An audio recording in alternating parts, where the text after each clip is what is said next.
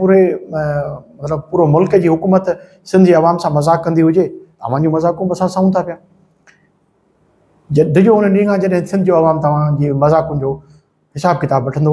अस्सलाम वालेकुम नाज़रीन, हम श्री यूट्यूब चैनल जे प्रोग्राम सूरत हाल में अव्हांखे भलीकार। सूरत हाल में अॼु काफ़ी ॻाल्हियूं करणियूं आहिनि ऐं कोशिशि कंदासीं शार्ट करे उनखे, छो त असांजो लंबो थो थी वञे प्रोग्राम, त पोइ तव्हां हुअं ई घटि था ॾिसो। जेकॾहिं उनजो स्पेल वॾो थी वियो त पोइ तव्हां ॾिसंदव बि कोन। तव्हां सां शिकायत ज़रूरु आहे त असांजे प्रोग्राम खे तव्हां अलाए छो ॾींहों ॾींहुं घटि ॾिसो पिया। जेकॾहिं असांजी कोताही आहे त असांखे तव्हां पॉइंट आउट करियो, कोशिशि कंदासीं तव्हांजी मशवरनि ते अमल करण जी। कल्ह हिकिड़ो अफ़सोसनाक वाक़ियो थियो आहे, उन खां शुरूआत करियूं था पिया। हिकिड़ी आर्मी जी गाॾी हिट कई वई आहे, उनखे कंहिं बारूदी मवाद सां टकराइजी वई आहे, जंहिंमें 7 जवान, जंहिंमें हिकिड़ो अफ़सर बि शामिलु आहे, कप्तान आहे, उहे शहीद थिया आहिनि। इंतिहाई अफ़सोस थियो आहे। KP में अहिड़े क़िस्म जा वाक़िया ईअं सम्झो को मामूल बणिजी विया आहिनि, रोज़ु थियनि था पिया।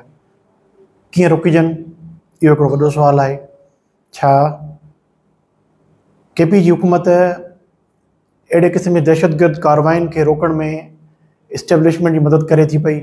बज़ाहिर नज़र ईअं कोन थो अचे पियो। उहे बि ॾोह ॾियनि पिया इस्टेब्लिशमेंट ते। माना त ईअं सम्झो त शहादत बि फ़ौज जी थिए थी पई, वरी ॾोह फ़ौज ते ॾिनो थो वञे। पोइ जेको CM लेवल जा माण्हू ॻाल्हाइनि था बि ऐं जेको ज़हर उगाचनि था, इहो बि असांखे नज़र थो अचे। पोइ बि उन्हनि सां रिआयतूं थियनि थियूं पियूं। इहो बहरहाल हिकिड़े क़िस्म जी ईअं सम्झो मिस्ट्री आहे, सम्झ में कोन थी अचे पई त एसि ताईं केरु ॻाल्हाए वञे, छा छा न चयो वञे, उन्हनि खे पोइ आराम मिले, त इहो मतिलबु इहो वाक़ई मिस्ट्री आहे। त उनखे रोकियो छो नथो वञे? किथे ईअं त न आहे त उन्हनि खे इजाज़त उतां ई थी मिले पई? इहा मिस्ट्री आहे, मिस्ट्री सॉल्व थियणु खपे। उन सां गॾु कल्ह असां इहो बि ॾिठो त पंहिंजी जेका टीम आहे, क्रिकेट टीम, जेका बज़ाहिर त पाकिस्तान क्रिकेट टीम आहे, पर हिकिड़े मख़सूस इलाइक़े जी टीम थी वई आहे हींअर। इहो त असां पुराणे ज़माने खां चवंदा अचूं पिया त इन में त सिंध जी ॿाहिराड़ी जो ऐं बलोचिस्तान जो त को प्लेयर ई कोन हूंदो आहे। हिकिड़ो ॾिसो शाहनवाज़ ॾहाणी आयो, उनखे कीअं साइड लाइन करे वियो, हिकिड़ो सुठो फास्ट बॉलर हो, उन ते कमु कोन कयो वियो। हाणे असांजो जेको इंटीरियर मिनिस्टर आहे, उन पाण चयो आहे त असां नंढा ऑपरेशन कया। असांखे ख़बर आहे त क्रिकेट टीम में ग्रुपिंग थिए थी पई, ग्रुपिंग जे करे असांजूं मैचूं हारजनि थियूं पियूं। जॾहिं उन ख़बर आहे, हू चेयरमैन आहे, त पोइ असां वांगुरु वाक़ा कंदो, एक्शन केरु कंदो? हीअ अजीब क़िस्म आहे त जंहिंखे जेको कमु करिणो आहे उहो करण लाइ तयारु कोन्हे को। मीडिया वारो कमु सभु को थो करे पियो, ख़ाली दाऊं थो करे पियो न। त BCC जो जेको BCCP जो जेको हिन वक़्तु जो चेयरमैन आहे, जंहिं वटि अरबे रुपयनि जो फंड आहे, उहो ख़ाली एतिरो चवे त ग्रुपिंग आहे टीम में, मूंखे ख़बर आहे ऐं असां वॾो ऑपरेशन कंदासीं। इहो तव्हां ऑपरेशन पहिरीं छो न पिया कयो? तव्हां छो था पंहिंजे मुल्क जे आवाम सां, उन्हनि जी जेके आहिनि उमंगूं ऐं उमेदूं, उन्हनि सां छो था रांदि कयो? हीअ रांदि आहे न। असां, तव्हांखे ख़बर आहे त पाकिस्तान ई माण्हू ग़लति ई सही, पर क्रिकेट सां हुनजो माना ईअं सम्झो इश्क़ आहे।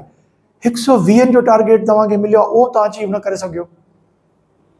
अफ़सोस आहे, पूरी क्रिकेट टीम ते त आहे, पर सिलेक्शन कमेटी ते बि आहे ऐं चेयरमैन साहब ते बि आहे। हाणे ॾिसो वॾो ऑपरेशन कहिड़ो थो थिए पियो। छा उन वॾे ऑपरेशन में असां तवक़ो करियूं त पूरे पाकिस्तान जो जेको टैलेंट आहे उनखे प्रोमोट करे पाकिस्तान जी टीम में आंदो वेंदो, ऐं लॻंदो, असांखे महसूसु थींदो त क्रिकेट टीम ऑफ पाकिस्तान आहे, न इहा का रीजन जी, हिकिड़े ख़ासि रीजन जी टीम कोन आहे। जेकॾहिं इहो थियो त क्रिकेट टीम जे लाइ बहितरु हूंदो ऐं पंहिंजे पूरे मुल्क जे लाइ बहितरु हूंदो। सूरत हाल जी इहा ॿी ॻाल्हि हुई। हाणे अॼुकल्ह वरी हिकिड़ी जेको ख़ौफ़ थियो आहे असांखे, छो त असां ख़ुदि सोशल मीडिया ते वेठा आहियूं, त सोशल मीडिया खे घटि करण जे लाइ या उन ते क़दगन लॻाइण जे लाइ या उनखे रोकण जे लाइ इलाही सारा कम कया था वञनि। नो डाउट इन में सोशल मीडिया जो बि क़सूरु आहे।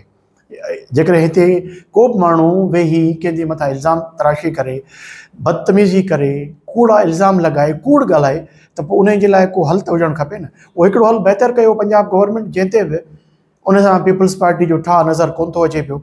इहा ॻाल्हि थोरी देरि खां पोइ करियूं था पिया। उन्हनि हिकिड़ो रखे छॾियो आहे त जेकॾहिं को ग़लति कंहिंजे हथ खे इज़त तोहिन इज़त करे थो पियो, त उन केस जॾहिं दाख़िल थी वेंदो त हिकदमि 30 लख रुपए जी उहा जेका जुर्मानो आहे न, उन जे लाइ बि अप्लाई करे वठंदो, ऐं इहो विदिन 6 मंथ इहो केस तकमील ते अची वेंदो, पर सभई उन जूं सवाइ नून लीग जे बाक़ी सभई पार्टियूं उन जी मुखालफ़त कनि थियूं पियूं। उन में पीपल्स पार्टी बि शामिल आहे, त जमात इस्लामी बि शामिल आहे, PTI त उहे शामिल आहे। इहा महिरबानी PTI थिए जे करे थिए पई, छो त PTI जा ट्रोलर्स उन्हनि आउटराइट वञी ऐं ग़लति शयुनि खे प्रमोट कयो। ऐं असांखे इहो नज़र आयो त PTI सिर्फ़ु सोशल मीडिया ते आहे, सोशल मीडिया ॿाहिरि जी।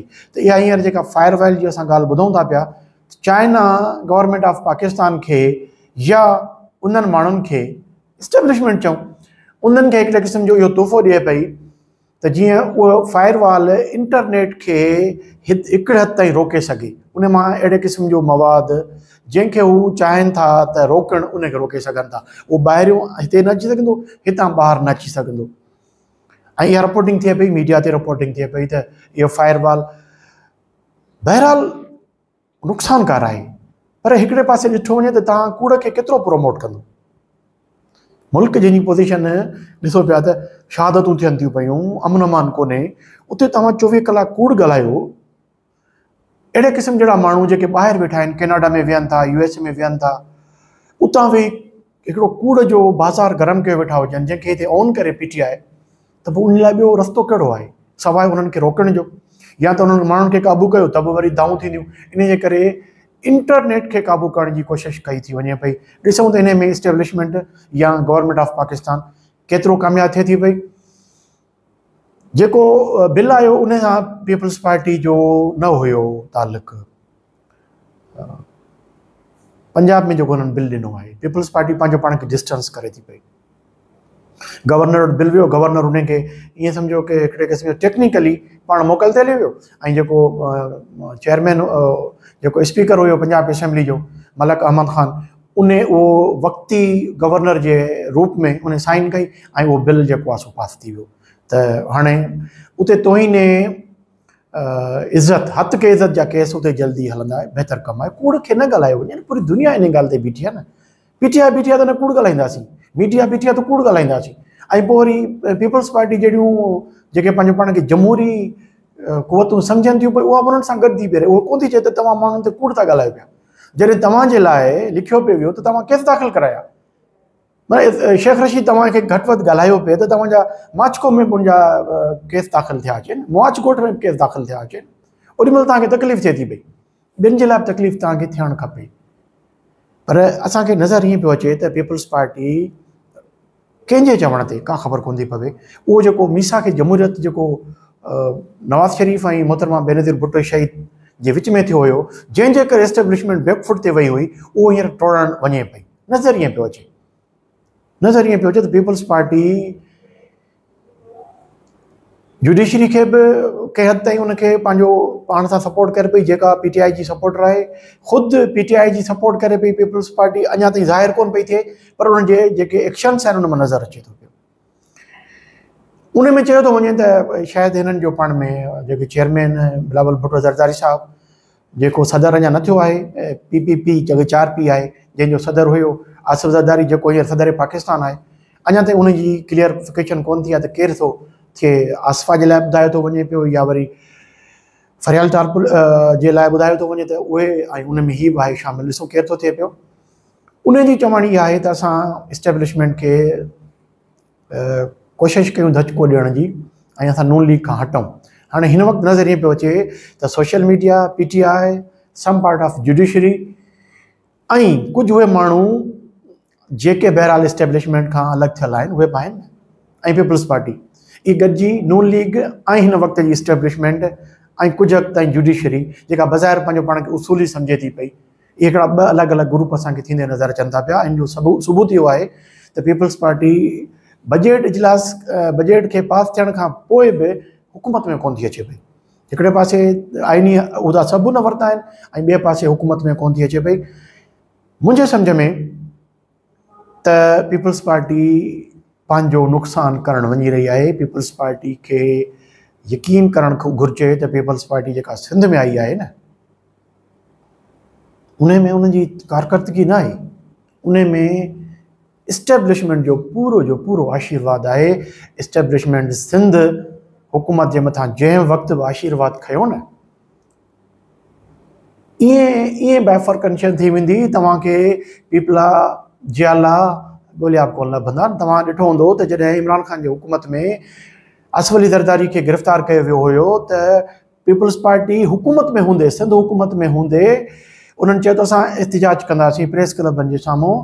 200 माण्हू बि कोन पिया अची सघिया डिस्ट्रिक्ट प्रेस क्लबनि जे साम्हूं। इहा आहे तव्हांजी माण्हुनि वटि मञता, सिंध जे माण्हू वटि मञता इहा आहे। सो जेकॾहिं तव्हां इन नेक्सस खे टोड़ियो पिया न हींअर कंहिंजे बि चवण ते त PTI वांगुरु नुक़सानु खाईंदो, पोइ ठीकु आहे, भली नुक़सानु खाओ, त उहो तव्हांजी मर्ज़ी आहे। थी सघे थो सिंध जो भलो थी वञे, सिंध जे माण्हुनि जो भलो थी वञे। जेको 16 सालनि खां वठी आउटराइट तव्हांजे हुकूमत में अची वियो आहे, जेको भोॻे थो पियो, लफ़्ज़ सां चवंदो भोॻे थो पियो न, माना 2 साल गुज़री विया आहिनि, अञा अवां माण्हुनि खे घर ठाराए कोन ॾेई सघिया आहियो। ऐं असांजो CM साहिबु बाबांगे दाल चवे थो पियो त असां त लखें घर ठाराया आहिनि। ऐं वरी अज़राए मज़ाक चवे थो त जेको पाकिस्तान क्रिकेट टीम हारायो इन खां USA खां, उहो असां IMF खे ख़ुशि करण जे लाइ माना ॼाणी वाणी हारायो। ठीकु आहे, मज़ाक में चयो, अलाए जेको राति असां हारायो आहे इंडिया खां, इहो कंहिंखे ख़ुशि करण जे लाइ हारायो आहे PTI खे? न, हीअ बि असां मज़ाक जी ॻाल्हि था करियूं पिया, वधीक उहो पाण ॿुधाईंदो। 120 जो टारगेट न थियणु ऐं असां इनखे बि जेकॾहिं मज़ाक में वठूं त पोइ यकीनन असांजा जेके घर ठहनि था न पिया, जेके 21 लख घर 2 सालनि खां ठहनि कोन था, इहा बि शायदि पोइ हिननि जी मज़ाक आहे। इहे ॿाहिरि अची माण्हुनि सां इहे मज़ाक़ूं कनि था पिया। ऐं तव्हां चओ था असां शफ़ाफ़ कमु था करियूं पिया। जेकॾहिं तव्हां शफ़ाफ़ कमु कयो था न पिया त CM साहिबु एॾो आसानु आहे हींअर, जेकॾहिं जंहिं ज़माने में असां रहूं था ऐं तव्हांजी फायरवॉल अची वञे, जिते हिकिड़ियूं नंढियूं नंढियूं NGOs आहिनि जेके पिणु कमु कनि थियूं पियूं न, पोइ उहे लोकेशन ॾियनि थियूं, जेतिरा घर ठाराइनि थियूं पियूं उहे लोकेशन ॾियनि थियूं पियूं, घरनि ते नंबर ॾियनि थियूं पियूं। तव्हां त वॾी दावा था करियो 21 लख घरनि जी, ऐं तव्हां हींअर चओ था त असां रोज़ जा 1500 घर ठाहे माण्हुनि खे हैंड ओवर करे ॾेई रहिया आहियूं।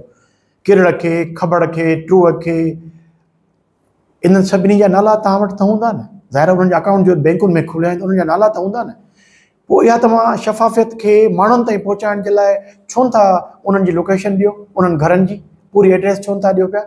जीअं तव्हां जॾहिं 2019 में आयो हुयो हिकिड़ो वॾो, उनखे हाइप ॾिनी वई न त अहिड़ो अची वियो आहे, पेंडेमिक अची वई आहे ऐं माण्हू वीचारा मरनि था पिया, ऐं माण्हुनि ते हिकिड़ो अची वियो, इहे सम्झो अफ़रीत हुयो, जंहिंजे करे तव्हां रोज़ अची ऐं माण्हुनि खे पंहिंजो ॿुधाईंदा हो त महिरबानी कयो घरनि खां ॿाहिरि न निकिरो, तव्हां उन्हनि खे रोके छॾियो माण्हुनि खे।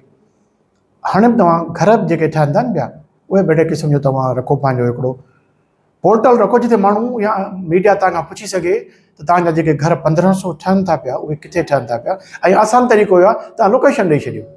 तव्हां जीअं लोकेशन ॾींदो न त तव्हां खां पुछण जी ज़रूरत बि कोन पवंदी, उहो लोकेशन ते माण्हू ॾिसंदा त उहे 1500 घर जे रोज़ जा किथे ठहनि था पिया। इन शफ़ाफ़त में तव्हांखे फ़ाइदो पवंदो, नुक़सानु कोन पवंदो। जेकॾहिं तव्हां मज़ाक में ॻाल्हि कई आहे त पोइ हाणे सभु ॻाल्हियूं मज़ाक में, सिंध जी आवाम सां मज़ाक थिए थी पई। तव्हां कोन था कयो पिया, गवर्नमेंट ऑफ पाकिस्तान करे पई, असांजो जेको BCCP जो चेयरमैन आहे उहो बि करे थो पियो, जंहिंखे अॼु ताईं सिंध मां को बि सिंधी रांदीगर नज़र कोन थो अचे जंहिंजो एतिरो टैलेंट हुजे त उहो पाकिस्तान जे क़ौमी टीम में शामिलु थी सघे। ईअं ई असांखे जेका आहिस्ता खे नज़र कोन थी अचे त सिंध में 29% पाणी जी खोट आहे, पर उते सीजे लिंक कैनाल खे वायो थो वञे पियो। त हाणे ज़ाहिर आहे जॾहिं मतिलबु पूरो मुल्क जी हुकूमत सिंध जी आवाम सां मज़ाक़ कंदी हुजे, आवाम जूं मज़ाक़ूं बि असां सहूं था पिया। डिॼो हुन ॾींहुं खां जॾहिं सिंध जो आवाम तव्हांजी मज़ाक़ुनि जो हिसाब किताब वठंदो, जल्दी वठंदो। त जेकॾहिं तव्हां वाक़ई शिफ़ाफ़ियत जी ॻाल्हि करियो पिया त महिरबानी करे इन शिफ़ाफ़ियत खे अॼु जे ज़माने में इनखे ज़ाहिर करणु इंतिहाई आसानु आहे। इनखे तव्हां बहितर नमूने सां माण्हुनि खे ॿुधायो त तव्हां जेके घर ठाहिया आहिनि उहे किथे ठाहिया आहिनि। त जेकॾहिं केरु ॾिसणु चाहे, बाबा वण हूंदा आहिनि, उन्हनि ते नंबर लॻल हूंदा आहिनि, तव्हां त घर ठाहे था ॾियो पिया न, हिकु कमरे जो घर त आहे न, उनखे तव्हां ज़रूरु नंबरिंग कई हूंदी न। नंबरिंग तव्हां ॾेई छॾियो माण्हुनि खे, ॿुधाए त जेको तव्हां 1 लख घर न आहिनि, तव्हां ॿुधायो त जेको 75,543 नंबर घर आहे उहो खबड़ खान जो आहे ऐं उन्हनि जी जेका एड्रेस आहे उहा हीअ आहे, को बि वञी उनखे चेकआउट करे सघे थो पियो। इहे आहिनि करण जा कम ऐं न करण जूं ॻाल्हियूं आहिनि। पोइ तव्हां बिली वेही ॻाल्हियूं कयो, हीअं थींदो, मुख़्तलिफ़ ॻाल्हियूं थींदियूं। जेसिताईं तव्हां शफ़ाफ़ियत मैदान में न कंदो, फील्ड में न कंदो न, तेसिताईं तव्हांजी ॻाल्हियुनि जी शिफ़ाफ़ियत खे असां त मञण लाइ तयारु न आहियूं। बाक़ी हाणे जेकॾहिं सिंध जो अवाम मञे थो त पोइ उनजी मर्ज़ी आहे। नाज़रीन, अॼु जी सूरत हाल अवाम खे प्रोग्राम कीअं लॻो, महिरबानी करे असांखे हुनजो फीडबैक ॾींदा। जेकॾहिं बहितरु लॻो हुजे त ज़रूरु शेयर कंदा। ऐं असांखे बि ख़बर आहे त असांजे प्रोग्राम जी व्यूअरशिप केतिरी आहे, छो त नेट घटि में घटि कूड़ कोन थो ॻाल्हाए। उमेदु तमामु इहा ई आहे त न सिर्फ़ु पाण ॾिसो पर दोस्तनि खां बि शेयर कयो। अला भाई।